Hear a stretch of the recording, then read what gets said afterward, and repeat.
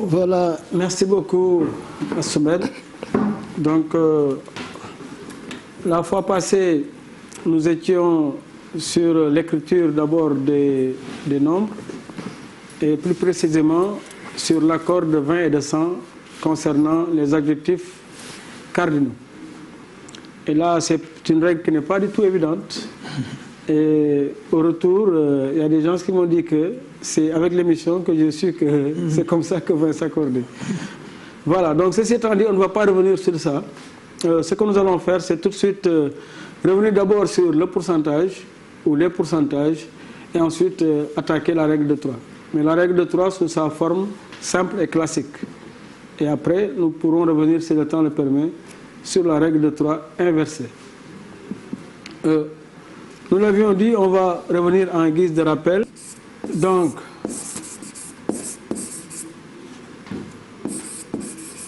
papa emprunte 375 000 francs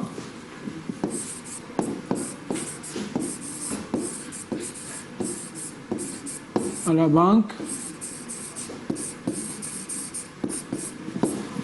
au taux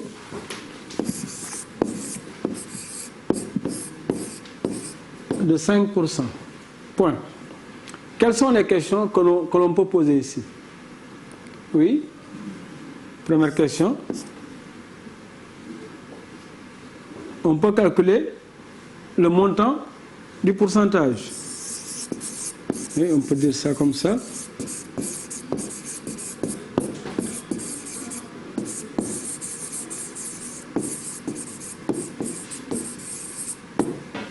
Et deuxième question,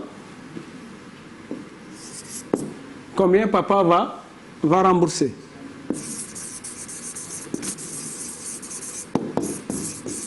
Combien papa va rembourser?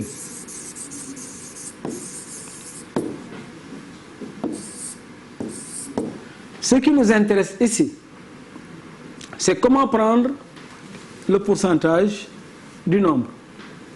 Et pour que vous compreniez, parce qu'il ne s'agit pas tout de suite de dire que pour prendre un pourcentage d'un nombre, il faut multiplier ce nombre par le pourcentage et diviser par 100. D'accord? Mais ce qui est plus intéressant, c'est de savoir pourquoi on divise par 100 et on multiplie par 5. Que signifie d'abord 5%? Cela veut dire tout simplement que sur chaque 100 francs, papa, en remboursant la dette, va ajouter 5 francs. Sur chaque 100 francs, papa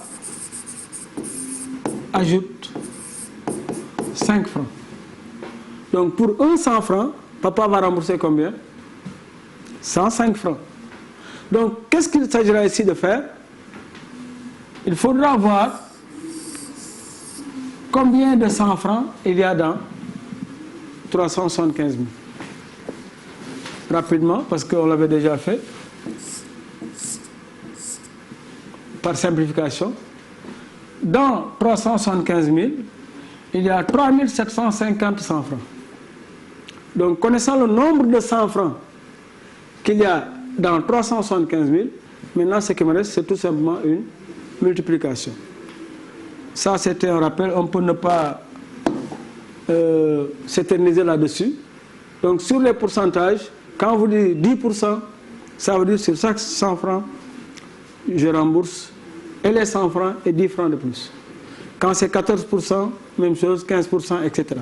Donc pour que vous compreniez, surtout pour nos bonnes femmes aussi, les mamans, qui vont dans les banques de la place, quand on vous dit le taux, réfléchissez 2 fois, faites les calculs. Si vous ne pouvez pas, retourner à la maison, donnez ça à votre fille de CM2 qui, à partir de là, a déjà compris, plus ce qu'elle avait déjà en classe, et elle pourra vous dire, ou il pourra vous dire, attention maman, 14% c'est trop élevé. Ils sont en train de te prêter 300 000 francs, mais tu vas encore ajouter plus de 80 000 Ah bon, c'est comme ça que ça se passe? Voilà, donc ça pourra aider. Maintenant, au niveau de la règle de 3.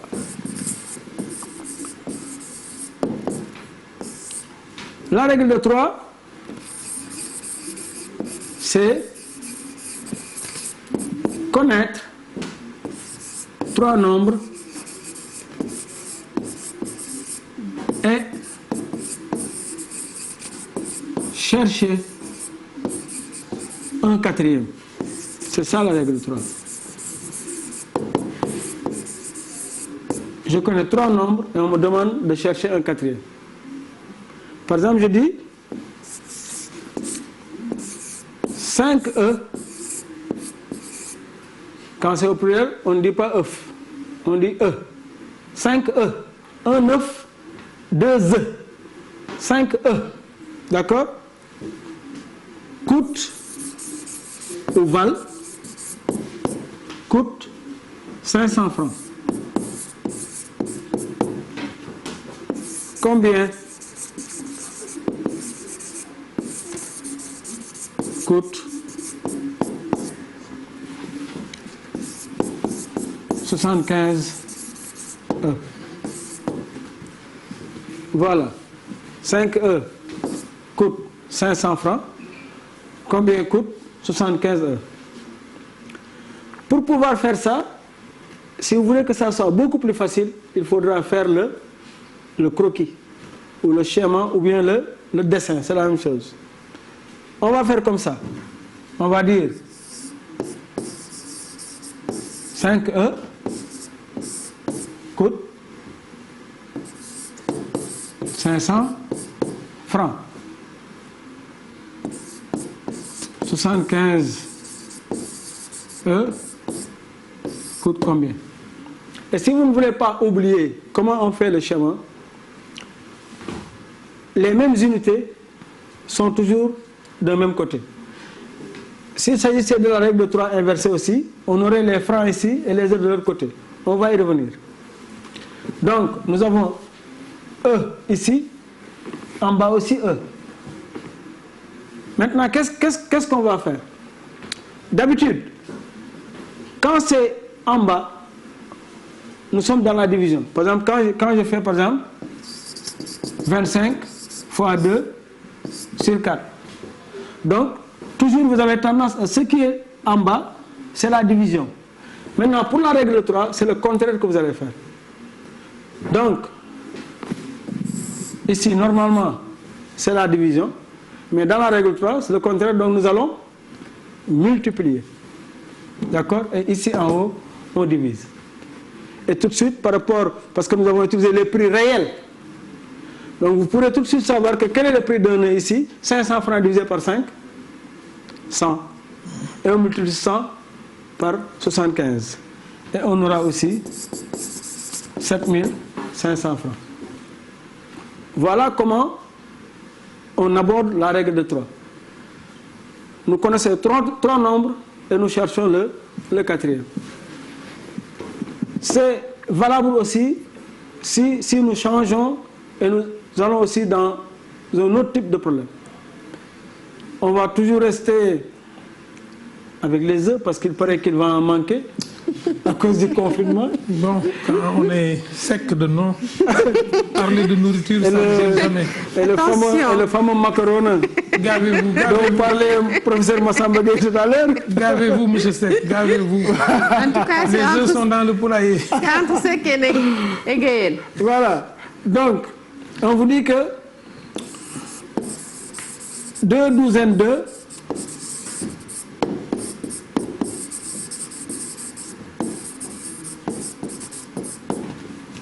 valent 2400 francs. D'accord? Quel est le prix de 6 douzaines? Et ici, attention, ça vous renvoie, c'est ça? Ça vous renvoie donc 2. Quel est le prix? Pas grave. De 6 douzaines. Merci beaucoup. Il y a l'équipe technique qui participe. Hein. Merci, off. Donc, 2 douzaines d'œufs valent 2400 francs. Quel est le prix de 6 douzaines? D'accord? Donc, ici, ce qu'on avait dit la fois passée, nous sommes là face à une information non numérique. Donc, ici, il ne s'agit pas tout de suite de se dépêcher pour faire le schéma, pour faire 2 douzaines d'œufs, etc. Non. Il faut d'abord régler ça. Une douzaine égale 12. 2 douzaines donc renvoie à 24. Ici aussi, vous allez devoir faire 6 fois 12. D'accord? Donc, on va terminer rapidement. 12 fois 6. 6 fois 2, 12, j'écris 2, je retiens 1. On aura 72. Ce qui va nous mener ici, pour notre schéma, on va dire que 24 œufs coûtent 2400 francs. Quel est le prix de 72 œufs? Et là, nous l'avions dit tout à l'heure, on fait le contraire. Il ne faut pas penser que parce que 72 est en bas, que tout de suite il faut mettre un trait ici et diviser par 72. Donc c'est le contraire qu'on va faire. On va diviser en haut et multiplier en bas. Donc on va diviser ici et multiplier là. Le reste, je vous le laisse. Et vous allez faire ça pour terminer le calcul. Dernière chose. Si on dit par exemple, Salif, virgule, Astou,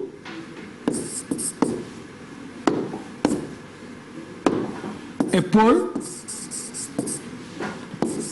se partagent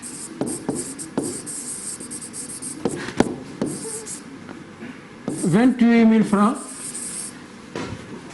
proportionnellement à leur âge. Proportionnellement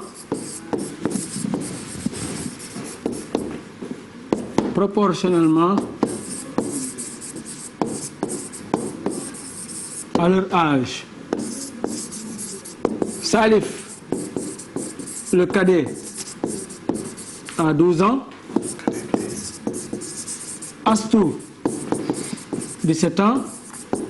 Et Paul, 20 ans. On vous dit, quelle sera la part de chacun? Quelle sera la part de chacun?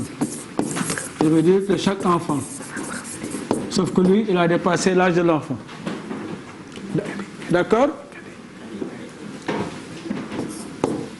Le cadet. On va écrire ça de façon plus lisible, puisque nous sommes avec les enfants, et ça peut revenir en dictée. Le cadet. Voilà. Donc ici... C'est le chat en fait. Voilà, chat. Partage proportionnel. Proportionnellement à leur âge. Qu'est-ce que nous allons d'abord faire ici? Il s'agira d'avoir ce qu'on appelle une base de calcul. Dans le partage proportionnel, soit proportionnellement à leur âge ou proportionnellement à quoi qu'on puisse dire, il faut d'abord faire 20 plus 12 plus 17. On a 7 plus 2 égale 9. 2 plus 1 égale 3, 4, 49. Ce qui fait que on va avoir 28 000 divisé par 28 000 quoi?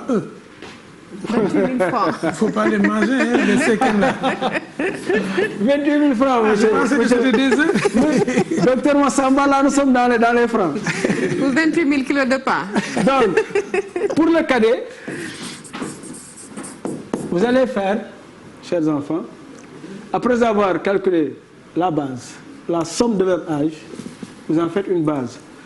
Vous aurez 28 000 francs divisé par 49 000 fois 12. Et on aura la part du cadet. Pour Astou, on aura 28 000 francs sur 49 toujours. Parce que c'est la somme pour 1 an. Parce que quand vous divisez 28 par 49, le bébé de 1 an, vous trouvez ce qu'il doit avoir. Puisque Astou a 17 ans, on multiplie par 17, on a la part de Astou. Et pour Paul, mon ami Paul François, 28 000 francs, je précise, C'est important. sur 49 toujours, multiplié par 20. Donc retenez que quand vous êtes dans les partages proportionnels,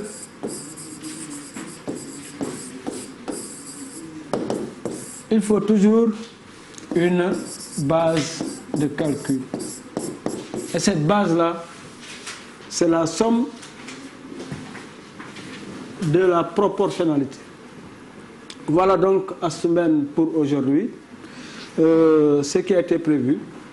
Et demander aux enfants, avec les parents à la maison, de continuer les recherches à ce niveau pour pouvoir s'améliorer et pendant le confinement ne pas s'ennuyer. Professeur, ici peut-être pour vérifier, normalement la somme du cadet de Astou, de Paul devrait donner 28 000 pour sûr. vérification. Ouais. D'accord, C'est sûr. donc ils peuvent prendre ça comme garantie. Ouais. D'accord. Sinon, il y a quelque part où c'est faux. Ou c'est faux. D'accord. Merci, monsieur l'inspecteur, inspecteur Dame Seck.